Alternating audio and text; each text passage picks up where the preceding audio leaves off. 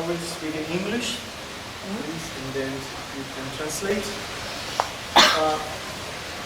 All of this beautiful Mayan journey started 20 years ago.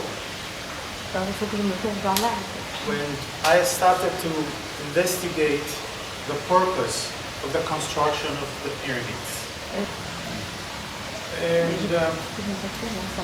I started to study the spiritual character of ancient cultures, knowing that in order to understand the constructions and the culture that built them, it was necessary to understand the conception of God.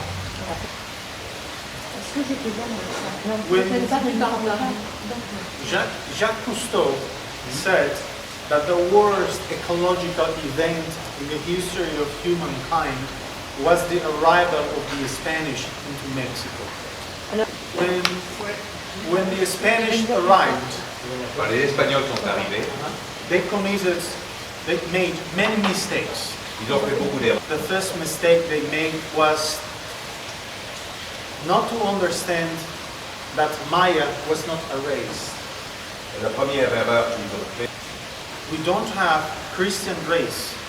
We don't have a Buddhist race. We don't have a Mayan race. Il n'y a pas de... The three of them are a level of consciousness. Les trois sont des... The Mayas used to call themselves Volcanes, the people of the serpent head. They said, we are Maya. That is the level of consciousness the civilization was built upon. The word Maya means no pain. Le mot Maya signifie pas. The Mayas didn't only think about their children, grandchildren, but thousands of years ahead on time for this generation. Mais les Mayas, They knew because they were the owners of time. That time is a spiral and everything repeats itself in this planet, which is a huge school. In the future, dans le futur, there was to be a generation of human beings living in pain. All of the ancient books of all the cultures speak about the generation living in pain, which is our generation. They wanted to leave us the message, the key, the formula to pass through these future events with no pain.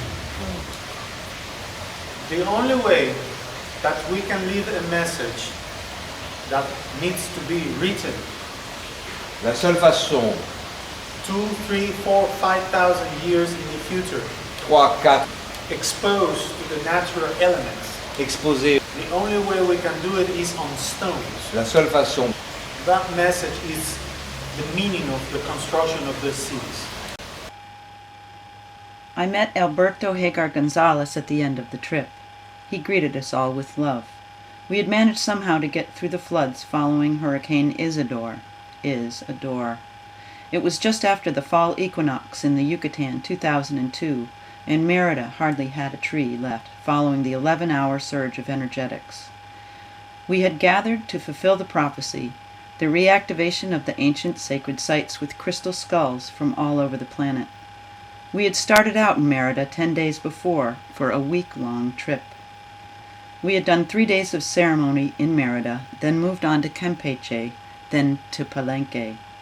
The storm started in Merida after we left, moved on to Campeche after we left.